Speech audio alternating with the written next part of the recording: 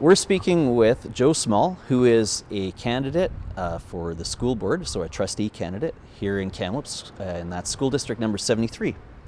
Joe, are there any social justice causes you're involved in or at least interested in?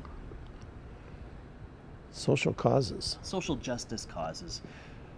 Common ones now, concerns about poverty wages, homelessness, hunger.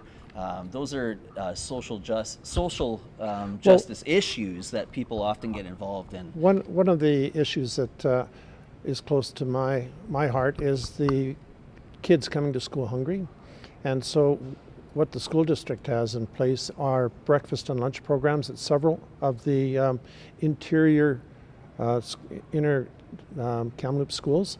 And so I'm pretty passionate about that.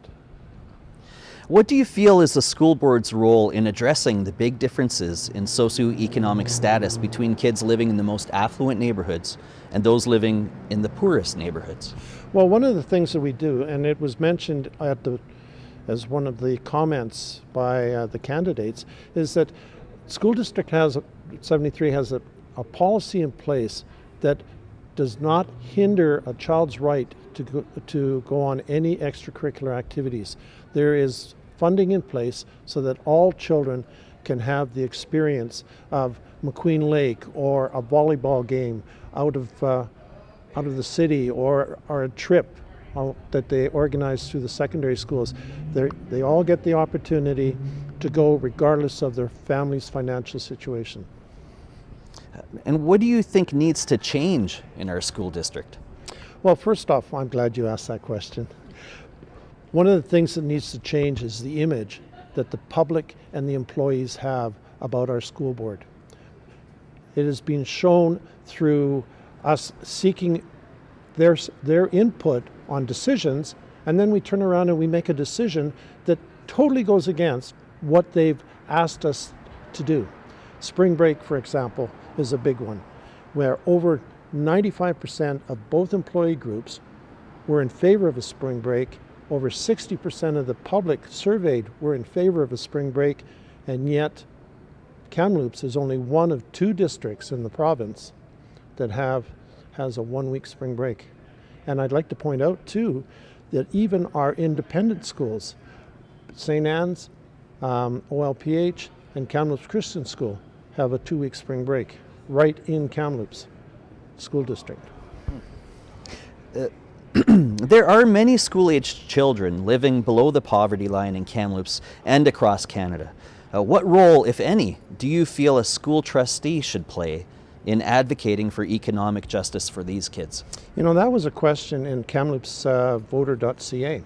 And that was probably from me. Was it from you? Yeah. Well, I've answered it in there, but I'm going to see if I can pretty well streamline what I answered.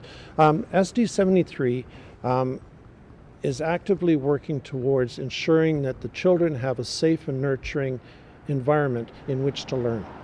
Okay, we have the breakfast and the lunch programs, and we allow students to go on extracurricular trips even when their family can't afford it. We have a policy in place that will compensate the children for that purpose, so that every student in Kamloops gets an equal educational opportunity. Some folks see public education as a form of advanced babysitting. Others see it as a way to produce obedient workers for the labor pool. And others see it as a way to ensure kids become good citizens of their community. What do you feel is the role of public education in our society? I believe the latter. Getting students prepared to become excellent citizens and workers within our society. To prepare them with to give them the tools and the equipment and the knowledge base and the skills to search out and pursue their dreams so that they can be successful in what they do in the future. I do know that some people have referred to the school as a babysitting service, and that's a shame, because once we get the kids in there, we start helping them develop their minds. We're not there looking after them 24/7. School support staff and teachers have had wage increases over most of the last 20 years that have not kept up with inflation. These workers are also in the middle of negotiating collective agreements, a big part of which will be wages. Do you support providing better than inflation wage increases so that we can recruit the most talented staff from across the country? Or are you satisfied with subpar wage increases which will prolong the current difficulties in acquiring an adequate number of staff? I would love to see increases, but you have to understand that we're not the ones that control the money that is given to the staff. That comes from the provincial government. That's why they've got provincial bargaining, is because they're in control of the funds that we then turn around and employ our teachers and our CUPE staff with. Now, we still have the LIFT fund for the CUPE workers so that we can add additional CEAs into the classroom, which is a great benefit.